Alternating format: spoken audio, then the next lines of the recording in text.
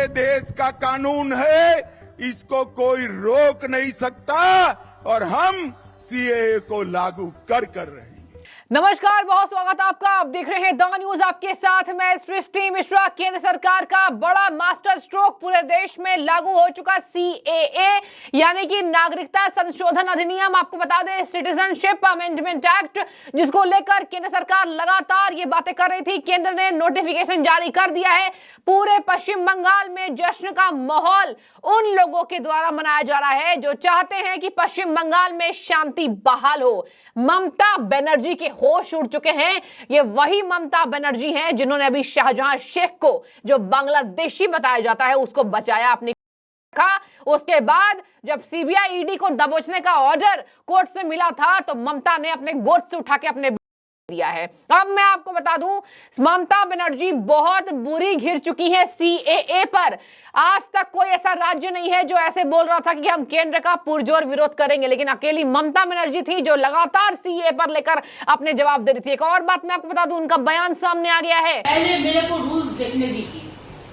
I am just watching the notification. अभी notification नहीं निकाला, रूल्स नहीं निकाला। रूल्स नोटिफिकेशन में अगर हम देखेंगे कि ये डिप्राइव कर रहा है लोगों का अधिकार को, तो हम उसको खिलाफ में लड़ेंगे। हम पहले हमको देखने दीजिए। I am watching. हम जब रूल्स निकालेंगे हम उसको स्टडी करके जो बताना है कल बताएंगे।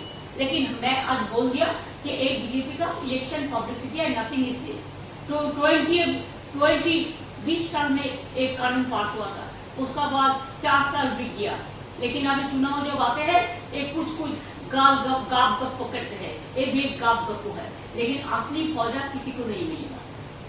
ममता बनर्जी ने सीएए को लेकर अपने सुर थोड़े से बदले।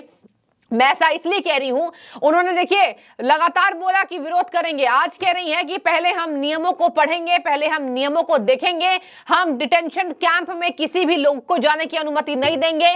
डिटेंशन कैंप का हम विरोध करेंगे। हम भेदभाव होगा तो उसके लिए सड़कों पर उतरेंगे। आपको बता दें, सीएए 2019 लोकसभा चुनाव से पहले बीजेपी के घोषणा पत्र में था, और आपको बता दें बीजेपी ने भारी मैंडेट हासिल किया था इस घोषणा पत्र में होने के बाद। आपको मैं बता दूं, सीएए में गैर मुस्लिम यानी कि अफगानिस्तान, पाकिस्तान, बांग्लादेश, ये 3 देश से आए हुए अल्पसंख्यकों को नागरिकता मिलेगी। ये नागरिकता छीनने वाला कानून नहीं है, तो ठहर जाइए। अपने आसपास जो लोग इससे भ्रमित हैं उन तक हमारी खबर जरूर पहुंचाएंगे आप। आपको मैं बता दूं, नागरिकता छीनने की जो बात विपक्षी नेता कर रहे हैं, इसमें तो नागरिकता दी जाएगी, और यही वजह है कि विपक्ष लोगों को गुमराह कर रहा है।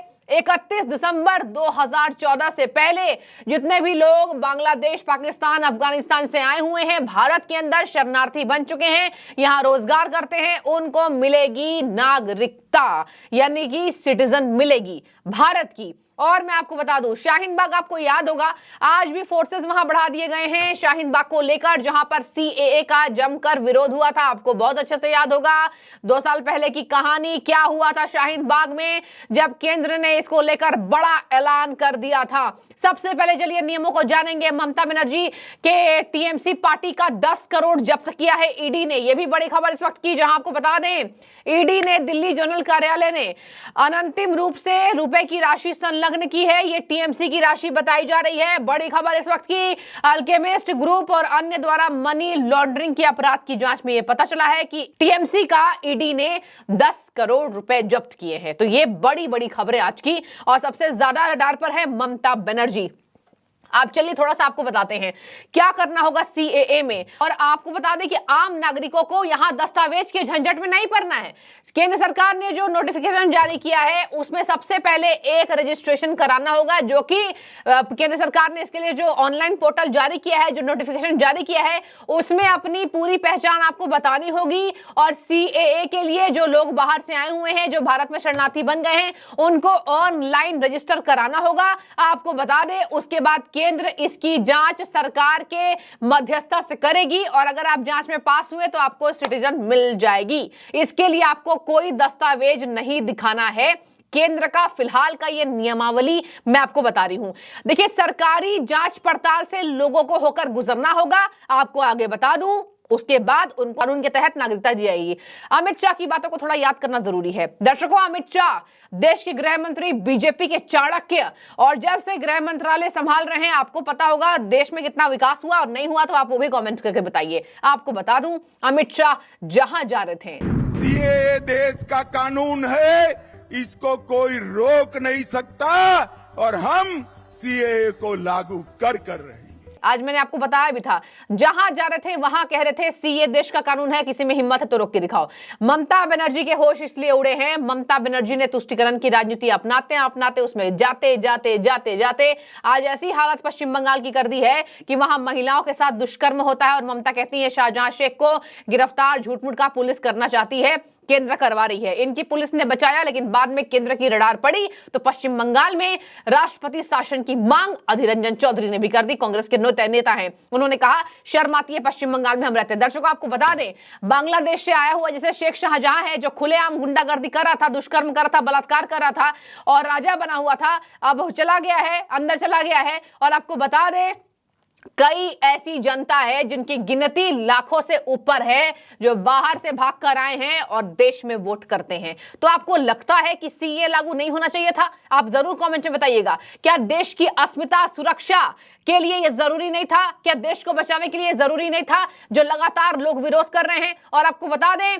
सरकार का पक्ष विपक्ष रखना जरूरी है। सरकार के पक्ष में जो भी खबरें होती हैं हम आपको दिखाते हैं, विपक्ष में जो भी खबरें होती है वो आपको दिखाते हैं, सबकी आवाज दिखाते हैं। लेकिन सीएए को लेकर राजनीतिक विश्लेषक का भी कहना है कि इस पर गुमराह किया जा रहा है। अभी भी अमित शाह ने कहा था कि जनता को, भोली भाली जनता को इसके लिए गुमराह किया जा रहा है। आपको बता दें इसके तहत पड़ोसी देश अफगानिस्तान, बांग्लादेश, पाकिस्तान के हिंदू, सिख, जैन, पारसी, बौद्ध, ईसाई समुदाय से आने वाले प्रवासियों को भारतीय नागरिकता दी जाएगी। 1955 के नागरिकता अधिनियम में यह संशोधन किया गया है और ऐसे में प्रवासी नागरिक जो अपने देशों में धार्मिक उत्पीड़न से तंग हुए थे उनको भारत में पनाह दी जाएगी। लेकिन डेट सुन लीजिए, 31 दिसंबर 2014 से पहले आए हुए भारत में जितने लोग आए हुए हैं बाहर के देशों के, जो हमने 3 देश के नाम बताए।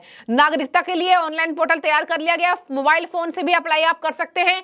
आवेदक को वह साल बताना होगा जब उन्होंने दस्तावेजों के बिना भारत में एंट्री ली थी। आगे सुनिए, आवेदकों से कोई दस्तावेज मांगा नहीं जाएगा, केवल इतना मांगा जाएगा कि भैया आप भारत में कब आए थे, आप बताइए और पूरी डिटेल अपनी दीजिए। आगे सुनिए, नागरिकता से जुड़े कितने भी ऐसे मामले पेंडिंग हैं वे सब ऑनलाइन कन्वर्ट कर दिए जाएंगे। डिजिटलाइज जमाना हो गया है, इसके तहत दस्तावेजों को ऑनलाइन कन्वर्सन कर दिया जाएगा। और आपको बता दें ये कन्वर्ट किए जाने के बाद पात्र विस्थापितों को, मतलब जो एलिजिबल होंगे, जो पात्र होंगे विस्थापित, जो बाहर से भाग कर आए हैं उत्पीड़न के मामले में, उनको नागरिकता सरकारी कामों की जांच पड़ताल करने के बाद दे दी जाएगी। तो ये आसान हो जाएगा।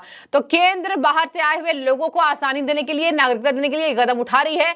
आप जरूर बताइएगा, लोकसभा चुनाव से पहले ये केंद्र का मास्टर स्ट्रोक है। और इसके साथ में आपको बता दूं ममता बनर्जी का बड़ा बयान सामने आ गया है, पहले नियम देखूंगी उसके बाद मैं नोटिफिकेशन जारी होने दूंगी। नोटिफिकेशन जारी हो गया है, मतलब पश्चिम बंगाल में। आपको बता दें ममता बनर्जी कह रही थी विरोध हम नहीं होने देंगे, हम इसमें भेदभाव नहीं होने देंगे। उन्होंने कहा पहले वो नियम देखेंगी। सीएए के बारे में जवाब देते हुए ममता बनर्जी ने कहा पहले मुझे लोग नियम देखने दें, अगर आप लोग के लिए नियम, उनके अधिकारों का हनन होगा तो हम लड़ेंगे। ममता बनर्जी एकमात्र महिला मुख्यमंत्री देश की, वो कह रही हैं हम लड़ेंगे। और आपको बता दें उन्होंने कहा कि अब तक अधिसूचना जारी नहीं की गई थी, अगर लोगों को नियमों के तहत उनके अधिकारों से वंचित किया जाएगा तो मैं सड़कों पर उतरूंगी और हम इसके खिलाफ लड़ेंगे। ये चुनाव के लिए बीजेपी का प्रचार है और कुछ नहीं है। मेरे जीवित रहने तक बंगाल में सीएए लागू नहीं होने दूंगी। ये तुष्टीकरण के वोट के लिए ममता बनर्जी ने बड़ा बयान दे दिया है, जीवित रहने तक सीएए लागू नहीं होने दूंगी। देखिए आज कह रही है कि पहले नियमों को देखूंगी, फिर कह रही है कि जीवित रहने तक नहीं लागू होने दूंगी। तो ममता बनर्जी के लिए देखिए अलग से कानून तो भारत के लिए नहीं बनाया जाएगा, लेकिन इस बीच उनकी अवहेलना लोग इसलिए कर रहे हैं क्योंकि ममता बनर्जी ने पश्चिम बंगाल में शाहजहां शेख को पनाह दे करके, जैसे महिलाएं उसकी गिरफ्तारी के बाद झूमी थी, आज पूरा पश्चिम बंगाल जो कि ग्रसित है, पीड़ित है ऐसे ऐसे दुष्कर्मियों के वजह से, आज जश्न मना रहा है। सबसे ज्यादा राज्य में जहां जश्न मन रहा है वो है पश्चिम बंगाल। हर जगह पुलिस फोर्स की तैनाती हो गई है। आपको बता दें क्योंकि ये अंदेशा था CAA जैसी अनाउंस होगा, पूरे देश में इसका एक बार फिर से प्रदर्शन देखने को मिलेगा। लेकिन अब तक वैसी खबरें नहीं आई है, लेकिन आपको बता दें आगे होने वाले चांसेस ये हैं कि कुछ लोग इसका विरोध करेंगे। आपकी राय जरूर रखिए, कैसा लग रहा है आपको, कैसा महसूस हो रहा है इस खबर के बाद, और क्या ये लागू होना चाहिए था या नहीं लागू होना चाहिए था, कमेंट में जरूर बताइएगा। बहुत शुक्रिया।